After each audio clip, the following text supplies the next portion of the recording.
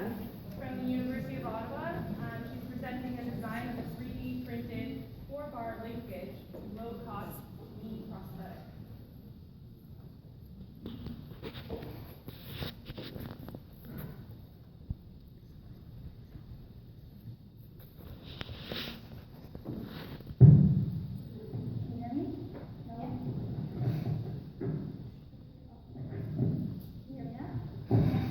So yeah, they left me for last to show me the amazing project somebody else to stress me out. Okay, so my name is Rina. I'm from the University of Ottawa. I am currently in my undergrad of biomedical mechanical engineering in my third year, so 2.5. And I will present to you something today. So amputees around the world are increasing daily, and this is due to unfortunate accidents, to disease, to accidents. And parallelly, we have our prostheses that are getting better, and we are increasing and reaching amazing standards of performance. However, we are as well increasing the price, and now the people that might truly need it can no longer afford it. So I was really passionate about this, and I really wanted to make something that we can make extremely affordable and reach out to those people that would want to at least reach normal mobility that we all have and take for granted, and really lower the price. And in order to do so, I realized that the cost lay in the manufacturing of prosthetics. And then at our university, we had makerspace. We had a 3D lab, and while I was in class, I was like, hey, that's free. Let's check it out. And you can just print out anything. And I started playing around with the printers, and I decided to print out a knee. And because in that way, so anybody that has a printer, they can just print out the model, fit it to their patient, and they just print it out anywhere, and there we don't have to actually pay for the manufacturing. So that's how the idea came about. And now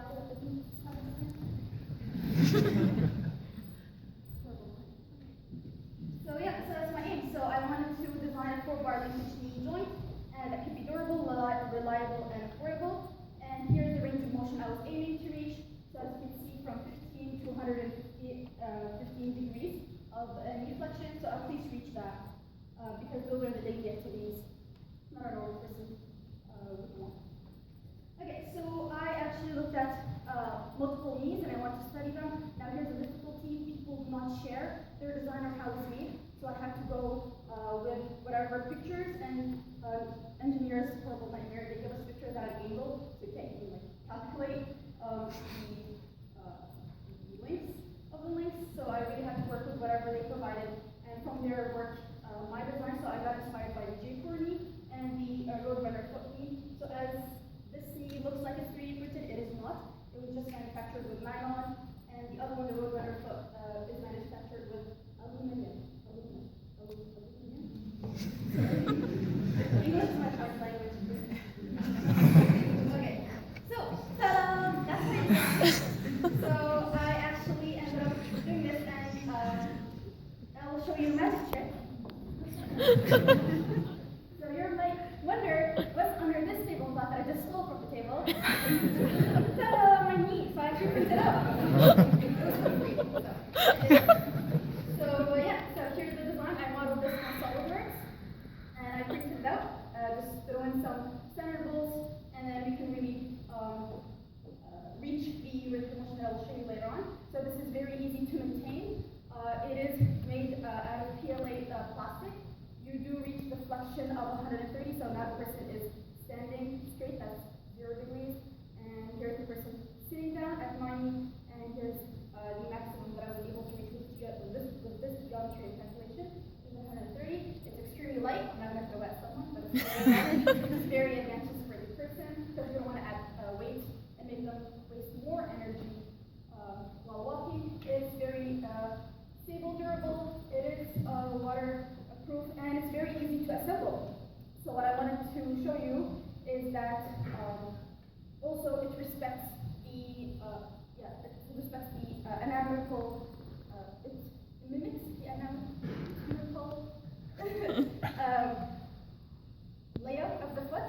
So the femur is a little bit more extruded than the knee. I did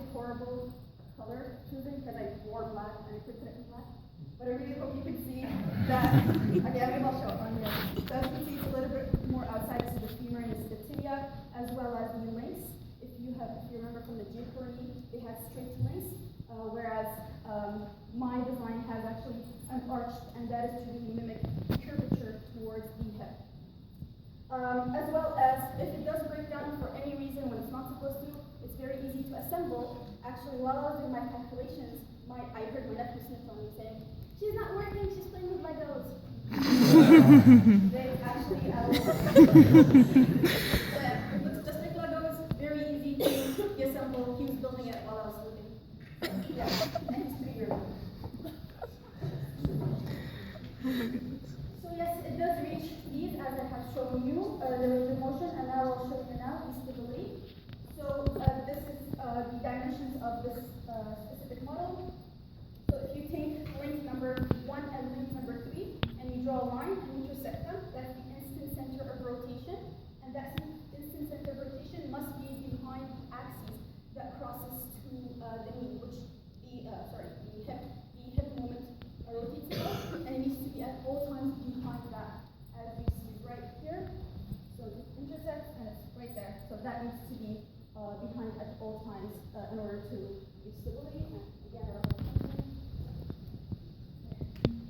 so you can see here in the big cycle, and it is behind. So now, and now rotations and future sites. So the way it happens in prosthetics, you see the socket and the shank, and that's where we fit that towards the patient. The thing that stays the standard is the knee joint, and the usual height, the standard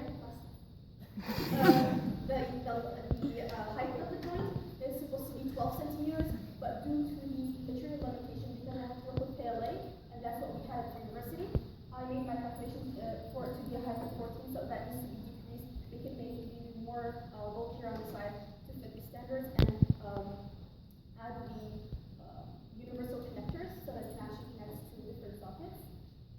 Also, I wanted to get this tested and actually look at the shear analysis, look at the fatigue analysis, and so on to see if it's really functional and it's very safe to actually use it in different ways.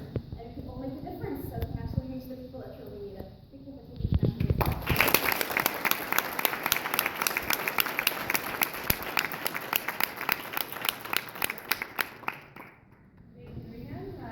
Very interesting work. Any questions from the audience? Yes. Hi, Aaron Matthews, Rock University. That's amazing work. Definitely something to look at. Would you possibly look at doing different prostheses, like specifically maybe even hand and arm joints specifically, or? 3D printing? Yeah. Yeah, that's the goal. I'm thinking of making a whole body 3D printed. Because honestly, think about it. The industry, the factories that we're using, it costs a lot. With 3D printing, we can just send the model overseas very quickly and then just print it out according to their standards. And then actually, we can have different materials and different, so because at one point some people that can afford more, they're like, okay, actually we want something of higher strength and so on, and those we can actually, well, it's extremely expensive, actually as big as a fridge. They're 3D printers, but we can as well, from the same model, just print out different materials that we really can play around with any body part, and just, as long as it's polymers, and I do think that in 10 years from now we are able to print others than polymers, and that would be nice if we could start printing metals and so on. We can always have this background of models and just print out anything, anywhere. Future. Any other questions? Yes. I know you said that you had to base all of pictures, so are you trying to fit your design? Yes, so I'm going to do the opposite. I'm going to make all the calculations, all that is anybody else can pick it up. It really, it's just my undergrad project that I, the funding was just for during my third year, just an independent project. So it's more like I'm going to put it up there, somebody wants to pick it up and carry on. I would like to validate this one, the one I made, to really work it out, maybe change this some dimensioning and really see the load distribution on this one to pick it up. But if anybody else wants